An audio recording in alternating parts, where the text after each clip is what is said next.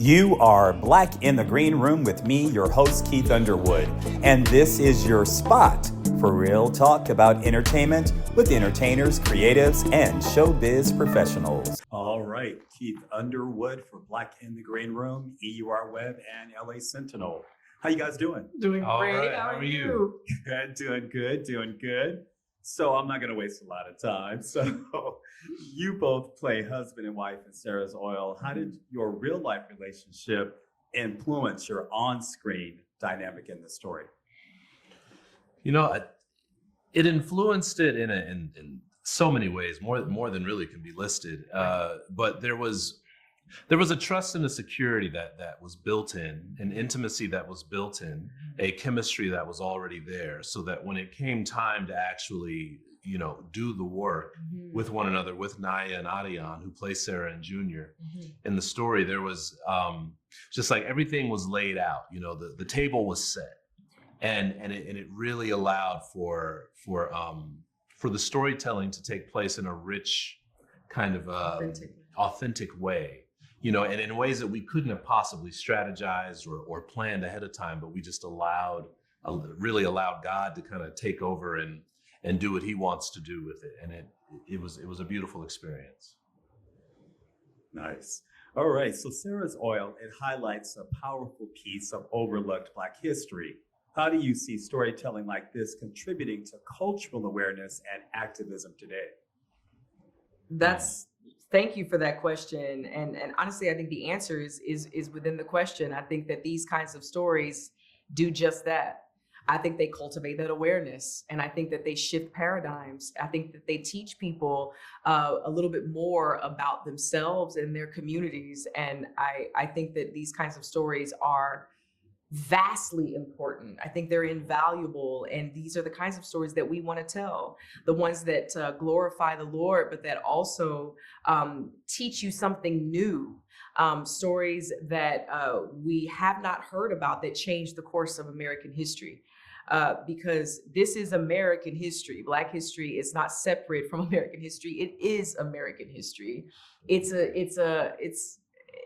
an absolute travesty is the word that keeps coming to mind, that this hasn't been told before.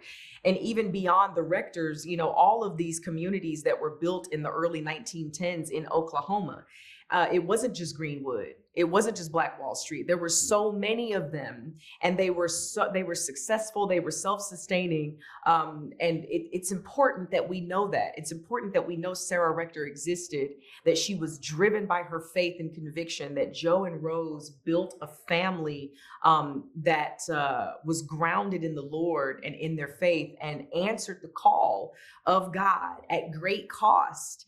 It's important that we know that they did that. We hope that the Rectors, the descendants of the Rectors, feel seen and represented, and we just hope that all of the implications, the societal implications, the racial implications, we hope that they spark conversation. Yeah. And I think from if I could add to it really briefly, I hope a cultural impact of engaging with stories like this, things that, like you said, this lost piece of history. Yeah. We hadn't even heard of it. And now that we have heard of it, we engage with it, and it has to correct the record to some degree. Right. And I think that once we engage, whether it's culturally or otherwise, engaging with the truth of something really opens the door to truly moving forward and pushing ahead, like I believe everybody's interested in. But when things are omitted or the narrative is changed or skewed to some direction one way or another, then we kind of find ourselves stagnated in places where it's like, wait, this doesn't add up, or it just doesn't feel right. Like there's something inside. It's like, why does this keep going around in this weird cycle? Like, wait a minute, what's missing? And it turns out there's a lot missing. Sarah's story being one, the truth is missing, right? And it doesn't necessarily mean that. I mean, it does mean that certain things are lies, but it also means that it just adds more color to the spectrum of what it is, at least in American history, so that we can all be on the same page and move forward as a people. Right. Absolutely. So Sarah's Oil, it also deals with legacy, identity, and history. how do you see these things reflecting back into your own journeys as artists and as a family? Hmm. That's a great question. I think that, we ourselves, the Greens, are at a pivotal point in our marriage, in our lives, in our walks with the Lord, and in this industry. And, we want to tell stories that matter. Ultimately, we want to tell stories that glorify God, and we want to tell these kinds of true stories that open minds and hearts, that teach people and connect people. And so I think just being able to do it, being able to, the fact that the Lord brought it to us, he strategized it, he made it happen, he gets the credit, he gets the glory. We did not do it, he did it all. But the fact that we were able to do it changed us, brought us closer, and brought us closer to him, brought us closer to each other, and just continue to push us forward in the path that he's laid out for us. And I think as artists as well, we grew tremendously from working together, from working with Cyrus, the director and co-writer, with his wife Betsy, and Zach and Naya, my goodness, the brilliant Naya, who carried this film on her shoulders, and Adion and Mel and Stelio and Bridget, and just being able to be in that environment, being able to bring this story that really matters and that really happened, being able to bring it to life, it changed us. And we'll take the things that we learned with us for the rest of our lives. Yeah. Mm-hmm. When Black folks, when we read scripts like this, there is a moment that just jabs us in the gut. At what point in the script did that for you? Oh boy. Gosh, man, it's hard to point out one moment. It was really just the existence of her story itself, and then also realizing that the script only had the ability to tell the pieces that it could. It's so much broader than what we see on screen. But I remember we were having a conversation one time. We were talking about is there a such thing as old black money? How far does that go back? The 70s or something? And then to engage with a story like Sarah Rector's, and then through that to find out oh wow, there was a old black money and legacy, and it's what happened? Where's going on? Because it's not as easy to see. No. They're not as present as it is in some other cultures, and so it kind of redefines what's possible, what actually has taken place. Because if it's taken place before, it can happen again. The positive things, right?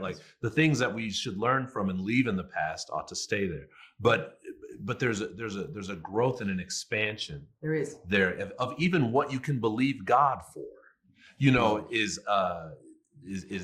present in the story. And so if I only ever told stories like this as an actor, and that was true for you, then it'd be well, hey, that's it. Call me fulfilled. That's exactly right. That's exactly right. Mm-hmm. My last question is, with your new production company, will we see more films like Sarah's Oil that center around not only history, but also faith? First of all, thank you so much for that question. Yes. And yes, with Rock and Fire Productions, this is exactly the kind of stories that we want to tell, because there are many more like Sarah Rector. There are many more stories just like it, right? And so us being able to trade our ignorance for knowledge and understanding, and then ultimately wisdom, we want that to continue happening. We want to learn more. We want to be a part of the shifting of minds and hearts, and the expansion, like you were saying, that comes from it, and then the connection and empathy that then comes from that expansion. We definitely want so desperately to continue to do exactly this. Put it out there, and then people can do with it what they will. Yeah. But to be a part of the what's the word I want to use? I don't know. But just being a part of putting it out there is a gift in and of itself. Yeah. And it is certainly a newfound passion. Yeah. All right. Sonequa, Kenric, thank you both for your time. I appreciate it. Thank you for your time, and thank you for your questions. Yes. Absolutely. Most definitely. Thank you both. Thank you. Be sure to follow me, Keith Underwood, at Mr. Keith L. Underwood on IG. You can also follow me on FB at Keith L. Underwood. And you know you gotta follow Black in the Green Room at Black in the Green Room across all platforms. Until next time, this has been Black in the Green Room.